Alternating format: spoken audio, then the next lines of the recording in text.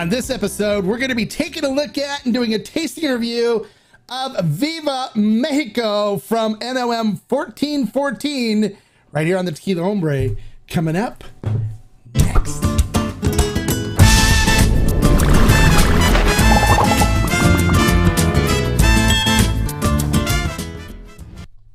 Hello and welcome to this episode of the Tequila Hombre, where today we're going to be taking a look at and doing a tasting review of the entire line of Viva Mexico out of NOM 1414. We're doing the Blanco, the Reposado, and the Anejo today. So all three of them. So I want to start out a little bit and tell you, let's talk a little bit about the brand. You know, I really like giving you guys a lot of information so you kind of get an understanding of who's making this, where it's coming from, kind of the history. So let's talk a little bit about NOM 1414. It is Vivanco and Associates, or it's actually the long name of it is Feliciano Vivanco y Asociados, which means Feliciano Vivanco and Associates. So this distillery was started, way back in the beginning of tequila making in the area of Arandas. See, the Vivanco family, I'm sure you guys, everyone knows of the Camarena family. Well, the Vivanco family was there as far back as the Camarena family was. They were one of the first agaveros, the agave farmers up in that area. So they were growing originally, before they started producing tequila, they were growing agave for the distilleries down in the Valle. The whole reason why agave growing started basically up in the highlands in Arandas was because there was a fungus issue that was wiping out the agave crop in the valley. So the valley needed suppliers of agave, and so they were bringing abuelos up, babies up, to be planted up in the highlands in the Los Altos region, because this fungus could not survive in the colder, drier climates up there in the Los Altos region. So the families like the Camarenas, the Vivancos, and a few others started growing the agave up there strictly to provide the distilleries with agave. Well, things happened where the distilleries started, getting the agave under control, and they started telling the families up there in Arandas, sorry, we don't need your agave anymore. So they had no choice but to say, okay, well, what are we going to do with all this agave?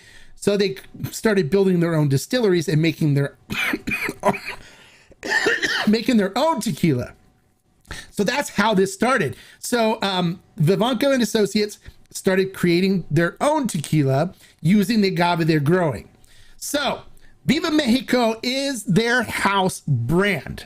That's their brand. That's the brand they own. That's the brand they make for themselves. That is their house brand. Now, you also know NOM 1414 makes the Artenom Selección 1414. They make Juan Lobo. They make Grandoveo.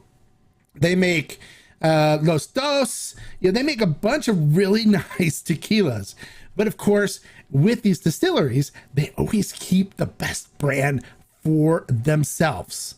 And so I'm pleased to bring to you today a review of Viva Mexico, which is the house brand for NOM 1414. So let's talk a little bit about the production of this. They use their own estate-grown agave to make this tequila. The agave is between 6 and 8 years old. So they let it get really mature, really full of sugars. So they get a really nice sweet agave flavor from their tequila when they're making it using these agave. The agave are, excuse me, talking a lot, I need some water. So these agave are cooked in a brick oven or horno, and then after they're done cooking, they then use a roller mill to extract the sugars from the agave fibers, and then they're fermented in stainless steel tanks to classical music. And the classical music really makes the yeast dance and have fun and enjoy itself. So it really does a really good job of fermenting the the mosto and turn it into dead mosto, which is what they then transfer over to the copper pot stills, and they distill it twice using copper pot stills. Now it is 40% alcohol by volume, and we're going to get into the tasting portion on the Blanco first. Now another thing that's interesting about this is the master distiller for this brand is Sergio Cruz. He's a good friend of mine. But not only is he an amazing master distiller, he teaches chemistry at the local university. So the guy is a whiz when it comes to looking at distillation and fermentation. And I've actually spent time with him when I was at the distillery, where we were in front of a whiteboard and talking about distillation and talking about cuts and talking about fermentation. And the guy really knows what he's talking about. He really is a wizard, and he's an artist when it comes to making tequila. So anytime he comes to me and says, you got to try something, or I got something, I'm always excited to try it and to see what he's been working on. And that's one of the reasons why we've got this special batch of Blanco that we're working on bringing in to the Tequila Barrel and Agave Collective, my group, that is absolutely amazing. Now, the way this Blanco came about was a experiment that they were doing, and I was there at the distillery, and they pulled it out and said, you gotta try some of this. This is some stuff that Sergio Cruz was playing around with, and he made this, and we want to know what you think. And so we poured it, and like, it was absolutely mind-blowingly good. And so I was like, okay, can we buy the batch? And they were like, oh, well, no, we're keeping this for ourselves. And I'm like, no, real serious, I'll buy the whole batch. We'll get this for the the tequila aficionados. We'll take the whole batch for the collective. And they kind of looked at each other, and they said, well, since you're a good friend of the distillery stuff, we'll do it. So the batch that we're getting later on, it'll probably be a few months before it gets here, is an actual experimental batch from Sergio Cruz, but they're actually going to allow us to do it. But it's also being done under the Vivanco, the Viva Mexico name. And they didn't want to let it go. They wanted it to still be under their name. So it will be a Viva Mexico expression, which I'm really excited about as well. So any of the good stuff, any of the stuff that's really good that they put out of the distillery, they like to keep for themselves, and that way they can produce it under their distillery name and make their money from it. All right, so let's not waste any more time. This is the regular Blanco, though, and it is a 40% alcohol by volume Blanco. And let's get into it. Let's see what it's all about. Did a lot of talking in the beginning. I'm so excited. I love this brand.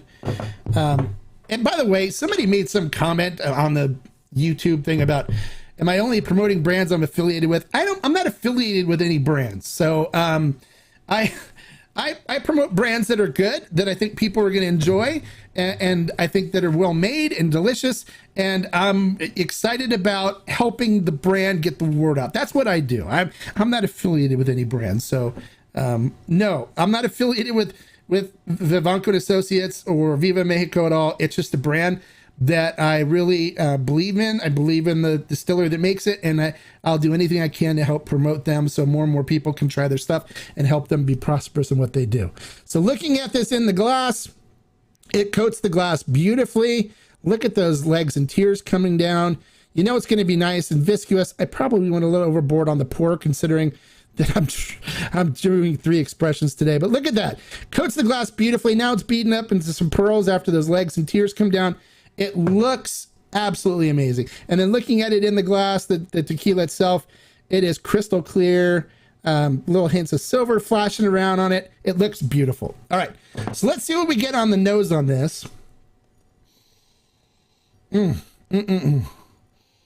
Definitely beautiful, ripe, cooked agave. So you definitely get in that cinnamon and baking spices coming in on the top, like cloves and nutmeg.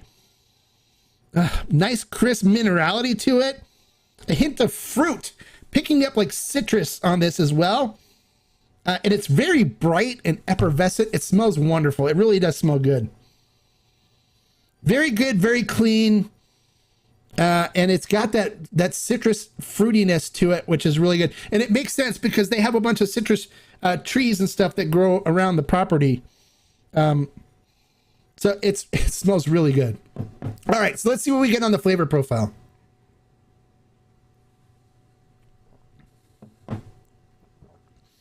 Ugh. Super rich cooked agave. So cinnamon and baking spices up front. A little hint of citrus, like orange peel, coming through on it. Some vanilla notes in there as well.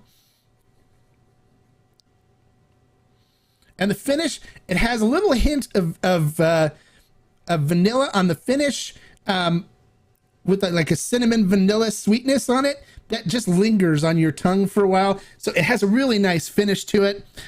This is a beautiful Blanco. No heat. So for those of you that like to use the word, which I'm not a big fan of, it's really smooth. I mean, super smooth and flavorful. I don't like using the word smooth, but it's very easy to drink.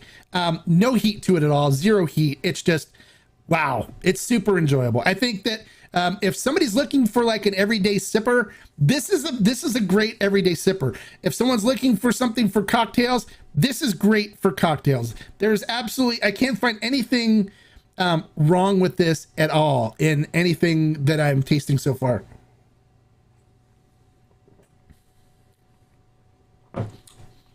Absolutely beautiful. Just agave, beautiful, beautiful, beautiful cooked agave. Nothing artificial about it, all 100% natural. It's amazing. It's really good. I'm going to give this as a general Blanco, like rating with a bunch of Blancos. I would give this one 4 agave. But as an everyday sipper, this one definitely ranks at the top. I would put this up there with above Lalo. I mean, and you know how much I love Lalo. I can drink this every day as an everyday sipper. And for $49.99, it's not going to kill you on the budget. And you can find it on fermentandstill.com. It is absolutely beautiful. All right, so there you go. A really nice Blanco. I'm going to be drinking the crap out of this. I know I'll be keeping several bottles on my shelf and enjoying it. It is going to be my go-to every day, probably tequila when I have guests and stuff over. One of the reasons why I haven't been doing a lot with it is because it was hard to find here in California. We couldn't get it. So I had to work with partnering with the distributor and stuff to bring it in. And we worked out a deal, and we worked on and now it's available here in California, and we're super excited about that, because now with it being available in California, we can get it up on Ferment and Still and share it with the rest of the country, which is beautiful. So the only time I was able to get bottles of it is when I went to Mexico and visited the distillery. Unless I could find some like at Total Wine or something here and there every once in a while. But it wasn't like there was readily available all the time. Beautiful Blanco. I think everyone's going to love it. They're going to come back and go, yeah, that's a really good Blanco. All right, so let's take a look at the Repo. So the Reposado is this Blanco that's been rested in American white oak bourbon barrels for 4 months. Okay, so it's lightly rested, which is good, because then you're still going to get you should get a lot of agave in it still, especially using 6 to 8 year old agave. So it's going to be super high in the bricks count because it's super ripe. But let's check this out and see what we get.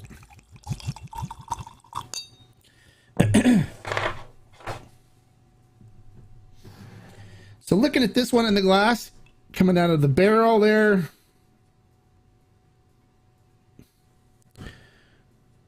It coats the glass beautifully. You can see those legs and tears forming and then coming down the glass. It looks great. It really does. And then looking at the tequila itself, it has a light straw color to it, but looks super clean, super good. Like little flecks of light just bouncing around on there. So it looks really good. So let's see what we get on the nose on this. So you get that beautiful, rich cinnamon and baking spices that come in. So definitely nutmeg and cloves and cinnamon on the front of it. And beautiful fruitiness, citrus coming through. And then you get this vanilla and caramel. They're coming through from the barrel aging. It smells delicious. It really does. It smells really good. If I was to describe the nose, like, I wouldn't say it was perfumey or floral or anything like that.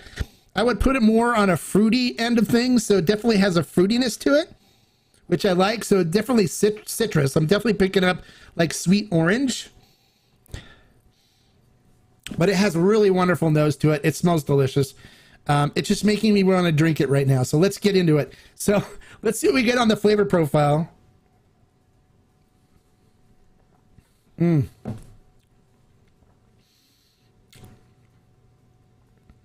Yeah, it's got beautiful, rich cooked agave in the front. So cinnamon and baking spices, clove, nutmeg, stuff like that right up front. A little hint of citrus coming in as well. A little cherryness coming in. And then vanilla, and then a hint of caramel on the mixed in with the vanilla. And that kind of just sits on the tongue for a little while. It's still there right now. Little creamy caramel note that's coming through on the end. That's just sitting there on the tongue. It's beautiful. This is a really good example of a great reposado, you guys. So those of you that are like, hey, I don't want a reposado that's overly aged. I don't want a reposado that has too much barrel and stuff in it. This has just enough. It's still super rich on the cooked agave, and they know how to grow good agave there. This stuff is great. It's very good.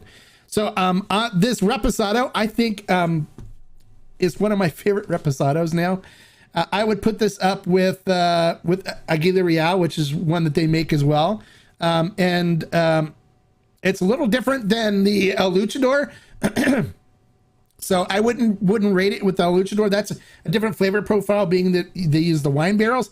But this would be up there as far as quality and as far as flavor goes. One of my top favorite reposados. So I would give this one 4 agave as well. It's not different enough to earn a 5 agave rating, but it is excellent, and it will be one that I consume all the time. It's beautiful, and I think that for those of you that like reposados, you guys are gonna love this. It's gonna be great. And the best thing about it, it's only $54.99. It's great price for this quality of a reposado. So now we're going to dive into the Anejo, but let me finish the reposado first.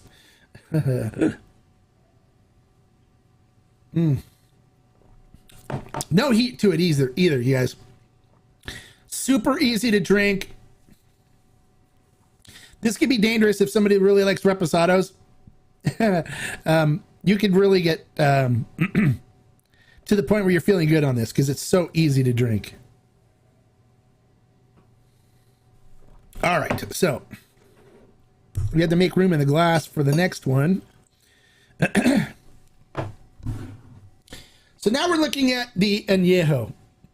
This is aged for 18 months in American white oak whiskey barrels, bourbon barrels.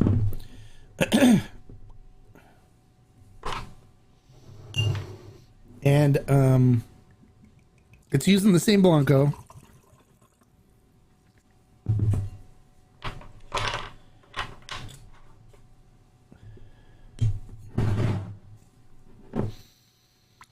All right, I poured a little hefty glass on this too because I'll probably be sitting with this with a cigar afterwards outside and enjoying it on Instagram. So if you want to join me on Instagram.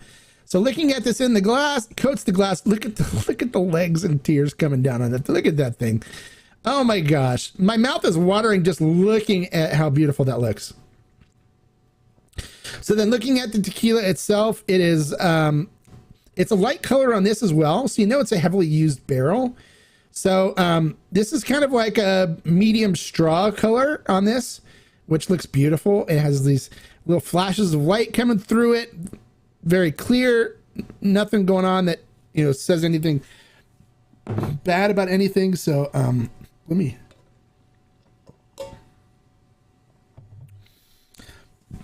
So it looks really good. All right, so let's see what we get on the nose on this. Oh, nice. So you still get the agave. The agave's still there, which I love in a good reposado. I want to still pick up agave on it, right? So I'm definitely picking up the cinnamon and baking spices on the front end of this. And I'm definitely picking up a little hint of citrus, but it's getting more heavy into the sweeter fruit. So I'm getting more like of a cherry note from it. And then also like some plum. It's really nice there. Note that's coming through on that, the fruit note. I like it. I like it a lot. I like it a lot. I like it a lot. And then you get this really rich vanilla and coming through, and then caramel, like a deep caramel with a hint of dark chocolate, like cocoa nibs. If you've ever had cocoa nibs, there's like a little hint of that mixed in with it. It smells wonderful. It really does. Ugh. It smells good. It really does. All right. Let's get into tasting it, because you guys don't want to sit here and watch me sniff this thing all day. So let's get into the flavor profile.